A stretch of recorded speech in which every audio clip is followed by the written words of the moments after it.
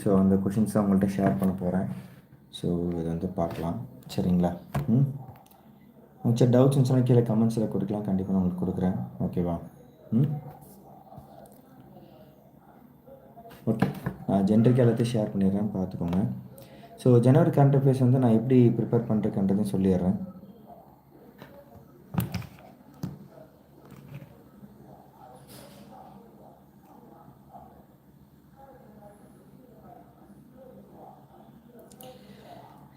சரிங்க, வாங்க உங்களுக்கு கிளியராக ஒரு எக்ஸ்பிளேஷன் கொடுக்குறேன்.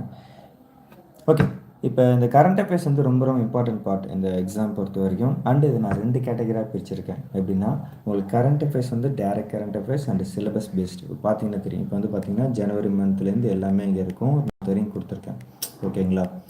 ஸோ இந்த பிடிஎஃப் வேணால் நீங்கள் எனக்கு வாட்ஸ்அப்பில் மெசேஜ் பண்ணுங்கள், நான் உங்களுக்கு அனுப்பிச்சிட்றேன். ஓகேங்களா? இந்த கரண்ட் அஃபேர்ஸ் பிடிஎஃபை நவம்பர் இருக்கும். அதுக்கப்புறம் அதில் ரொம்ப ரொம்ப இம்பார்ட்டண்ட் என்ன, ரொம்ப எக்ஸ்பெக்ட் பண்ணக்கூடிய கொஷின்ஸ் என்ன, தனியாக அதுவும் மார்க் பண்ணி கொடுத்துட்டேன், எனக்கு தேடக்கூடாதுன்ட்டு. அடுத்து சிலபஸ் ஒரு டாபிக், மாடர்ன் ஹிஸ்ட்ரியில் என்ன, சோஷியல் இஷ்யூஸில் என்ன, அப்படி தனியாகவும் கொடுத்துட்டேன். அடுத்தது இது வந்து ஹிந்தி டீட்டெயிலேருந்து எடுத்தனா, யோஜனாவில் எடுத்தனா, குருஷத்தில் எடுத்தனா, அந்த டீட்டெயில்ஸ் இங்கே நான் கொடுத்துருக்கேன். புரியுதுங்களா? ஸோ இதுமாரி உங்களுக்கு அழகாக பிரித்து வச்சுருக்கிறேன். இதுதான் உங்களுக்கு வந்து பெட்டர்மெண்ட்டாக இருக்கும். இந்த 2 ஆப்ஷன்ஸும் உங்களுக்கு ரொம்ப ரொம்ப யூஸ்ஃபுல்லாக இருக்கும் கரண்ட் அஃபேர்ஸ் பொறுத்த வரைக்கும். ஓகேங்களா? இது நான் வந்து பண்ணியிருக்கிறேன். ஸோ இப்போ என்ன ஒரு ஃபேக்ட்னா, இது வந்து கரண்ட் அஃபேர்ஸ், ரைட்டா? கரண்ட் அஃபேர்ஸ் ஒரு இம்பார்ட்டன்ட் ரோல் ப்ளே பண்ணுது. அதேமாரி ஸ்டாட்ஸ் அதை நான் தனியாக ரெடி பண்ணிருக்கேன். அது வந்து நம்ம பெய்ட் பெஸ்ட் ஸ்டூடெண்ட்ஸ்க்கு நான் கொடுத்துருவேன். இது வந்து இப்போ நம்ம ஃப்ரீயாக நம்ம யூடியூப் சேனல் எல்லாருக்குமே நான் கொடுக்குறேன். ஓகேங்களா? சரி, ஓகே. இப்போ ஜனவரி பாருங்களா. Critically analyse India's stands on climate finance and global equity principle. ஓகேங்களா? சிபிடிஆர் ஆர்ஸ்ன்னு சொல்லுவாங்க. இது வந்து பார்த்தீங்கன்னாக்கா ஒரு வெரி ஹை லெவல் தான். இந்த மார்க் பண்ணிருக்கேன் கலரில். ஓகேங்களா? இது என்விரான்மெண்டல் இன்டர்நேஷனல் ரிலேஷன்ஸ், இது எந்த கேட்டகரின்னு வச்சுக்கோங்க. ஸோ அந்த கேட்டகரியில் கேட்கறதுக்கான ஒரு கொஷின்ஸு. அடுத்து பாருங்களேன், discuss the environmental and social consequences of India's river. ஓகேங்க, இன்டர்லிங்கிங் ப்ராஜெக்ட்ஸ். இதுவும் பார்த்தீங்கன்னா very high category, environment ecology கேட்டகரியில் கேட்கலாம். ஓகேங்களா? Evaluate reforms needed in the public distribution system to ensure food security for all. இது வந்து வெல்ஃபேர் ஸ்கீம்ஸு, ஃபுட் செக்யூரிட்டி அந்த கேட்டகரியில் வரதுக்கு வாய்ப்பு இருக்குது. Examine institutional independence and credibility issues இந்த எலெக்ஷன் கமிஷன் ஆஃப் இந்தியா. கண்டிப்பாக எலெக்ஷன் கமிஷன் பற்றி படிக்கவும் போயிடாதீங்க. அது ரிலேட்டடான எல்லா கரண்ட் அஃபேர்ஸ் பார்த்துக்கோங்க. எப்போதுமே சொல்லிட்டோம், எலெக்ஷன் பீரியடில் வர கரண்ட் அஃபேர்ஸ் கண்டிப்பாக ரிலேட்டடாக இருக்கும். ஓகேங்களா? அப்போ என்ன அர்த்தம், பார்ட்டிஸ் என்ன, பிஎம்மோட இது என்ன இருக்குது, சிஎம்ஸ்க்கு என்ன இருக்குது, என்னென்ன ஸ்டேட்ஸ்க்கு என்ன இருக்குது, அவங்க பவர்ஸ் என்ன, கண்டிப்பாக ரிலேட்டடாக கொஷின் இருக்கும். அடுத்து எலெக்ஷன் கமிஷனுக்கு என்னென்ன பவர்ஸ் இருக்குது, இதெல்லாம் இருக்கும். இதெல்லாம் பேசிக்.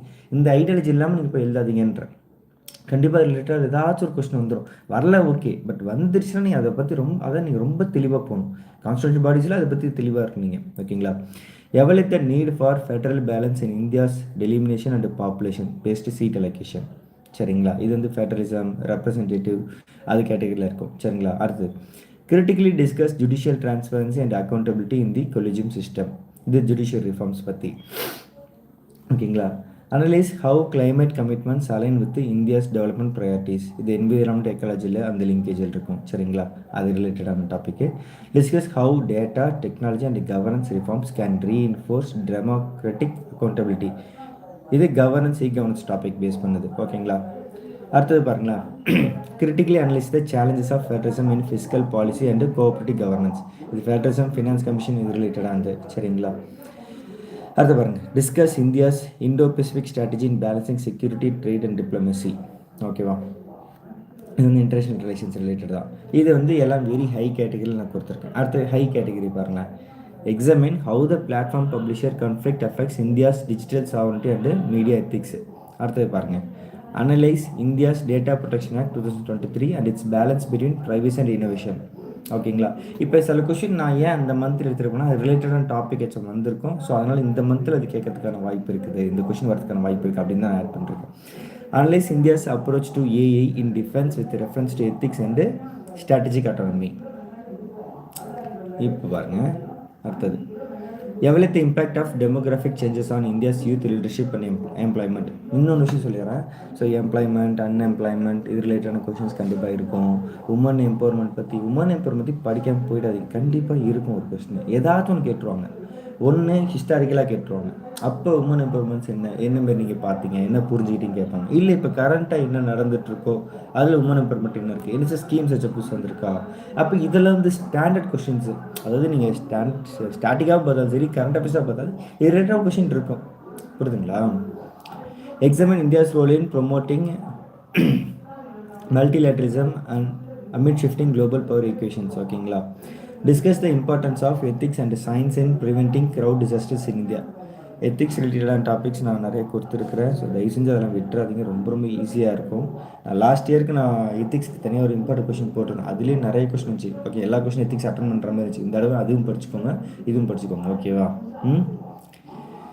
Okay, evaluate India's diplomatic and humanitarian role in resolving Sri Lanka's ethnic crisis. Okay, ethnic crisis. Okay, இதுவும் கண்டிப்பாக நீங்கள் படிச்சுக்கோங்க. இது டேமர்ஸ் ரிலேட்டடாக இருந்து. ஓகேங்களா? Assess India's roadmap toward achieving the end TB goal and associated health challenges. The health and human development ரிலேட்டடாக கேட்குற கொஷின்ஸு. ஓகேங்களா? அடுத்தது, Assess India's foreign policy response to global human rights crisis and genocides. அடுத்தது, இது foreign policy human rights related question. கொஞ்சம் low தான், கேட்கறதுக்கான வாய்ப்பு கம்மி தான். பட் இருந்தாலும் தெரிஞ்சுக்கோது. நான் என்ன சொன்னால், இப்போ நான் கொடுக்குற கொஸ்டின்லாம் ஒரு ஐடியாலஜி எடுத்துக்கணும். ஓகே, ஒரு 15 மார்க் டக்குன்னு எழுதணும் அப்படின்ற மைண்ட் அந்த மைண்ட் செட்டில் நீங்கள் போகணும்.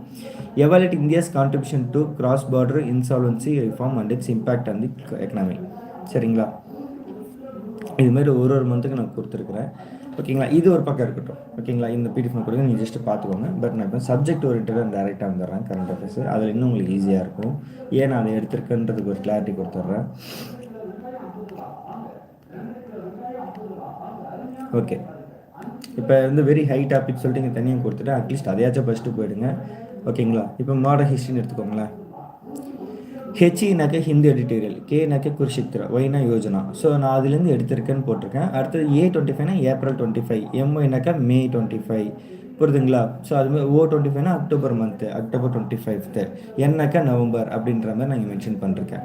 ஓகேவா? ஓகே, இங்கே பாருங்களேன். மாடர்ன் ஹிஸ்ட்ரிக்கு பார்த்துக்க நான் என்ன கேட்டிருக்கேன். Examine how India's modern education reforms and textbook revisions influence the understanding of its freedom movement and cultural legacy. ஓகேங்க, அடுத்து பாருங்கள். Critically analyse how heritage presentation policies balance tourism development and cultural continuity. நீங்கள் கேட்கலாம், ஏன்டா இது வந்து கேட்டிருக்கேன்னா, இது ரிலேட்டடான கண்டென்ட் நாங்கள் வெளில போயிட்டுருக்கு. ஸோ அதனால் இந்த டாப்பிக்கில் இது கேட்க வாய்ப்பு இருக்குன்றதுக்காக நம்ம கொடுத்துருக்கேன். இது ரிலேட்டடாக இருந்து இதே கொஸ்டின் வரும்னு சொல்லலை, பட் இது ரிலேட்டடாக வரலாம். புரியுதுங்களா? இதே கொஸ்டின் வரலாம், இது ரிலேட்டடாக வரலாம். Evaluate how the reinterpretation of historical figures in public discourse affects national integration and historical objectivity. ஓகேங்களா? Discuss the impact of cultural diplomacy and soft power initiatives on strengthening India's civilisational image abroad. ஓகேங்களா? அடுத்தது, assess the role of museums, digital archives and public art in preserving India's composite heritage. ஓகேங்களா? இப்போ இதில் okay, இப்போ நீங்கள் படிக்கிறீங்க, இந்த modern history படிக்கிறீங்க. இதில் அட்லீஸ்ட் இந்த வெரி ஹைன்னு கொடுத்துன்னு திரும்ப ஒரு மொதல் 3 கொஸ்டின் அதையாச்சும் படிச்சிருங்க. உங்களுக்கு டைம் இல்லைன்ற பட்சத்தில். புரியுதுங்களா? உங்களுக்கு டைம் இருக்குன்னா எல்லாத்துக்கும் ஆன்சர் நான் எப்படி ப்ரிப்பேர் பண்ண சொல்கிறேன்னா, மனப்பாடம் பண்ணாதீங்க, ப்ரிப்பேர் பண்ணுங்கள். ஓகே, இது ரிலேட்டடான என்னால் எழுத முடியும். ஓகே, சப் டாபிக்ஸை ஞாபகம் வச்சுக்கோங்க, அதை ரிலேட்டடாக எழுதுறதுக்கான பாருங்கள். இது மனப்பாடம் பண்ணிருக்காதீங்க. புரியுதுங்களா? ஓகே, ஸோ இப்போ challenges in documenting intangible cultural heritage and multilingual societies like India. Evaluate the importance of vernacular literature and folk traditions in shaping national consciousness.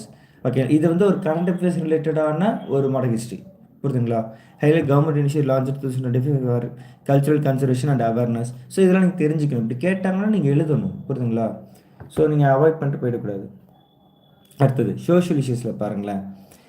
Critically evaluate India's gender justice framework in light of the persistent wage gap and low female labor participation. இது இன்றைக்கி வரையும் இதுக்கு பெரிய பிரச்சனைங்க. சரிங்களா? இதெல்லாம் கண்டிப்பாக social இஷ்யூஸில் ரொம்ப கேட்கப்படிய ஒரு கொஸ்டின். ஓகேங்களா? இது வந்து நீங்கள் என்ன அப்படி கேட்குறேன்னா, இதுதான் ரியாலிட்டி. சோஷியல் இஷ்யூஸில் இதுதான் மேஜர் ஃபேக்டர். ஓகேங்களா? Analyse how India's federal welfare system addresses regional poverty and social equity disparities. ஓகேங்களா? சோஷியல் இஷ்யூஸில் ரொம்ப ஃபேக்டர்னா ஒரு ஃபீமேல் பார்ட்டிசிபேஷன், உமன் எம்பவர்மெண்ட், அதுமாரியோ எப்படி பாவர்ட்டி அதுமாரி சோஷியல் ஈக்வாலிட்டி பற்றி பேசுகிறது தான் சோஷியல் இஷ்யூஸில் அதிக ஒரு முக்கியமான பாயிண்ட்டு. ஸோ அப்போ அது ரிலேட்டடாக கொஷின் கேட்க வாய்ப்பு இருக்குது. ஓகேங்களா? Discuss the role of Gram சபாஸ் and youth participation improving accountability and inclusion rural governance. ஓகேங்களா? ஸோ இதுவுமே ஒரு ஃபேக்டான ஒரு கொஸ்டின். ஓகேங்களா? அடுத்தது பாருங்கள். Examine how India's public distribution system ensures food security equity across social groups. அடுத்து பாருங்கள், assess the constitutional safeguards for minorities in light of the amendment act 2025 judgment. இன்னொன்று சொல்கிறேன். அடுத்தது இந்த மைனாரிட்டிஸ், அப்புறம் எஸ்சி எஸ்டி, அப்புறம் வந்து இது ரிலேட்டடான புரியுதுங்களா. ஸோ அவங்களுக்கான அந்த ஃப்ரேம் ஒர்க்ஸ்லாம் இருக்குல்ல, அமெண்ட்மெண்ட்ஸ் ஆக்டாக இருக்கட்டும், அந்த ஃப்ரேம் ஒர்க்ஸு, அவங்களுக்கு என்ன பாதுகாப்பு இருக்குது, அவங்களுக்கு என்ன, அவங்களை இம்ப்ரூவ் பண்ணுறதுக்கு நம்ம என்ன பண்ணுறோம், இது ரிலேட்டடான கொஷின்ஸ் கண்டிப்பாக வரதுக்கு வாய்ப்பு அதிகம். அது எப்படினாலும் கேட்டோம், ஏன்னா இதெல்லாம் ஃபேக்ட். ஏன்னா நீங்கள் வந்து ஒரு முக்கியமான பொசிஷனில் போக போகிறீங்க, குரூப் 1 லெவலில், இந்த குரூப் 2 லெவலில் போகிறீங்கன்னா இதெல்லாம் தெரிஞ்சுக்கணும். அது தெரியாமல் நீங்கள் வரக்கூடாதுன்னு இருக்கக்கூடாது. கொஷின் அதிகமாக கேட்பாங்க. ஓகேங்களா. Evaluate the effectiveness of maternal health programmes in achieving sustainable development goal. அடுத்தது எஸ்டிஜின்னு சொல்லுவாங்க, சஸ்டைனபிள் டெவலப்மெண்ட் கோல். இது ரிலேட்டடான கண்டென்ட்டை நீங்கள் படிச்சுக்கணும். இதெல்லாம் முக்கியமான டாபிக். ஓகேங்களா. Critical discuss how education and reform influences social harmony and national integration. நல்லா யோசிச்சு பாருங்களேன். எஜுகேஷன் இல்லாமல் ஒன்றுமே கிடையாது. அப்போ அதில் இருக்கிற ரிஃபார்ம் இன்ஃப்ளூயன்சஸ் என்ன நடக்குது, கண்டிப்பாக இது ரிலேட்டடாக சோஷியலாக நிறைய மாற்றங்கள் ஏற்படுது, நேஷனல் லெவல்லையும் மாறுது. அப்போ அது ரிலேட்டடான கொஷின் கண்டிப்பாக கேட்க வாய்ப்பு இருக்குது தானே. அப்போ இதில் இன்னும் எஜுகேஷன் பாலிசி என்ன, எஜுகேஷனால் என்ன நடக்குது, நீங்கள் அந்த காலத்தில் மேபி இப்படி கேட்கலாம். எஜுகேஷன் வச்சு பாஸ்ட்டில் என்ன நடந்திருக்குன்னு கேட்கலாம். ஓகேங்களா. ஃபியூச்சர் என்ன நடக்க வாய்ப்பு இருக்குன்னு கேட்கலாம். எது வேணாலும் கேட்கலாம். பட் எனக்கு தெரிஞ்சு ப்ரெசென்ட்டாகவும் கேட்கலாம், பாஸ்ட்டில் கேட்கலாம். அப்போ அது ரிலேட்டட் நீங்கள் ஆன்சர் ப்ரிப்பேர் பண்ணி வச்சுக்கணும். ஓகேங்களா. Examine the ethical dimensions of social media influence on youth behaviour and civic responsibility. இது ரொம்ப ரொம்ப ஃபேக்டான கரண்ட்டான ஒரு கொஸ்டின். இது கேட்கலாமான்னு தெரியல, பட் கேட்க வாய்ப்பு இருக்குது. ஏன்னா இன்றைக்கி சோஷியல் மீடியாவோட இன்ஃப்ளூயன்ஸ் அதிகம், ரைட்டா. இன்றைக்கி இருக்கிற யூத்ஸ் வந்து பார்த்திங்கன்னா சோஷியல் மீடியாவும் என்ன பண்ணுறோன்னா அதை பார்த்து தான் ஒருத்தன் பண்ணுறான். அது நல்லது இருந்தால் பொருள், கெட்டது தான் கொஞ்சம் கஷ்டம், ரைட்டா. அப்போ அவன் பிஹேவியர் அதில் மாறுது. அந்த பிஹேவியர் மாறும், நல்லதாக இருந்துச்சுன்னா ஓகே, பட் கெட்டதாக இருந்துச்சுன்னா அவன் ரெஸ்பான்சிபிலிட்டியை விட்டு வெளில போயிடறான். அப்போ அதுமாரி கொஷின்ஸ் கேட்கலாம் சோஷியல் இஷ்யூஸில். அதெல்லாம் current affairs related, May month அது ரிலேட்டடாக போயிருக்கு. ஓகே, இதெல்லாம் பார்த்தீங்கன்னா ஹிந்தி எடிட்டோரியலில் டிஸ்கஸ் பண்ணிருக்காங்க அந்த டாபிக். ஓகேங்களா. Analyse India strategies for inclusive urban development with focus on slum rehabilitation and housing rights. இது ரொம்ப முக்கியமானது. அடுத்த பாருங்க, discuss how crowd disasters reveal structural, social and administrative failures in India. அது மாடரேட் லெவல் கொஷின்ஸ் பார்த்தீங்கன்னா கிட்டத்தட்ட ஒரு 4 இருக்குது பாருங்கள். Explain the challenges of migration and interstate labor mobility within the southern states. Examine social implications of India's digital divide and rural connectivity gap. Discuss how climate-induced displacement impacts gender roles and livelihoods. Upper low category பார்த்தீங்கன்னா outline welfare schemes launched by Tamil Nadu in 2025 targeting women, youth and senior citizens. ஓகேங்களா. இன்னும் சொல்லிடுறேன், schemes வச்சு கண்டிப்பாக ஒரு question இருக்கலாம். Schemes வச்சு நீங்கள் எதுனாலும் படிச்சிடணும். இது நான் லோ கேட்டகரி கொடுத்துருக்கேன், பட் ஆனால் ஸ்கீம்ஸ் தான் பெஸ்ட்டு, எப்போதும் நீங்கள் படிச்சணும். ஸ்கீம்ஸை நீங்கள் படிக்காமல் போகவே கூடாது, புரியுதுங்களா. அடுத்து எத்திக்ஸ் பாருங்களேன். Critical analyse how media ethics influence democratic accountability and citizen trust. இது ஹிந்தி எடிட்டோரியில் பேசியிருக்காங்க. Examine how ethical leadership can prevent custodial violence and misuse of authority. Evaluate the ethical dimensions of whistle-blowing and transparency in public administration. Discuss the importance of integrating AI governance and algorithmic decision-making in government systems. Analyze how ethics of responsibility apply to sporting boycotts and software diplomacy. Access how innovation ethics and fairness shape in this R&D ecosystem. இதெல்லாம் வந்து very high கேட்டகரிங்க, சரிங்களா. So இதுக்கெல்லாம் answer ready பண்ணுங்கள். Answer ready பண்ணி வாட்ஸ்அப்பில் அனுப்புங்க, கரெக்டாக இருக்கான்னு நான் சொல்கிறேன். இல்லை நான் உங்களுக்கு ரெடி பண்ணி கூட நான் அப்புறமா டைம் இருந்துச்சுன்னா அனுப்பேன். பட் இப்போ டைமில் கோச்சிக்காதீங்க, அதுதான் ஃபேக்ட். நான் கொஷின் மட்டும் லேட்டாக கொடுத்துட்டேன். பட் நீங்கள் ஜென்ரிக்காக டவுட் இருந்தால் கேளுங்க, ஓகேங்களா. ஸோ நான் ஏன் இதை இப்படி கொடுத்துருக்கேன்னா, இதெல்லாம் வந்து ரொம்ப ரொம்ப இம்பார்ட்டண்ட். இதை நீங்கள் படிக்காமல் போயிடாதீங்க, ஓகேங்களா. சில கொஷின்லாம் பார்த்தா இதெல்லாமா கேட்பாங்க கேட்டிங்கன்னா இருக்குது. ஹிந்தி எடிட்டரில் அதை பற்றி டிஸ்கஸ் பண்ணிருக்காங்க, புரியுதுங்களா. யோஜனாவில் அதை பற்றி பேசியிருக்காங்க, குருஷேத்திரில் அதை பற்றி பேசியிருக்காங்க. அப்போ அந்த கொஷின்ஸ் கேட்க வாய்ப்பு அதிகம், ஓகேவா. ஸோ அதனால் எதுவும் மிஸ் பண்ணுறாதீங்க. எல்லா டாபிக்ஸும் நான் இங்கே ஒன்று ஒன்றா தனித்தனியாக கொடுத்துருக்கேன், யூஸ் பண்ணிக்கோங்க, சரியா. 9600819370 வாட்ஸ்அப்பில் மெசேஜ் பண்ணுங்கள். இந்த கொஷினுக்கான பிடிஎஃப்ஸ் எல்லாம் உங்களுக்கு அனுப்புகிறேன். இன்னொரு பிடிஎஃப் ஜஸ்ட் உங்களுக்கு காட்டுறேன் பாருங்கள்.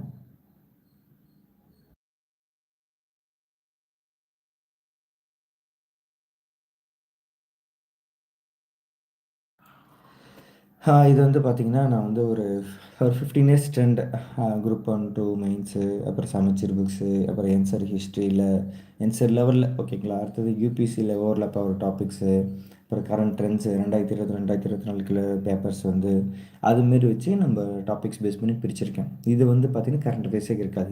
இந்த பிடிஎஃப் ஃபுல்லாகவே கரண்ட் அஃபேர்ஸ்ன்ற டாபிக் இருக்காது. சிலபஸ் எப்படி, ஃபார் எக்ஸாம்பிள் மாடர்ன் ஹிஸ்ட்ரி மட்டும் காட்டுறேன் பாருங்களேன். Advent of European colonialism imperialism வந்து ஒரு 5 கொஸ்டின் பிரிச்சிருக்கேன். Establishment expansion the consolidation of British ரூல்லேருந்து ஒரு 5 question, early repression against British ரூல்லேருந்து ஒரு 4 கொஸ்டின், அப்புறம் சிப்பாய் மூவ்மெண்ட்லேருந்து ஒரு 3 கொஸ்டின் பிரிச்சிருக்கேன். இந்தியன் நேஷனல் மூவ்மெண்ட்டில் இவ்வளோ கொஸ்டின் பிரிச்சிருக்கேன். கல்ச்சுரல் டெவலப்மெண்ட்ஸில் பிரிச்சிருக்கேன். செகண்ட் வேர்ல்டு வார் அதுலேருந்து பிரிச்சிருக்கேன். ரோல் ஆஃப் தமிழ் ஃப்ரீடம் ஸ்ட்ரகிளில் பிரிச்சிருக்கேன். இம்பாக்ட் ஆஃப் பிரிட்டிஷ் ரூலில் பிரிச்சிருக்கேன்.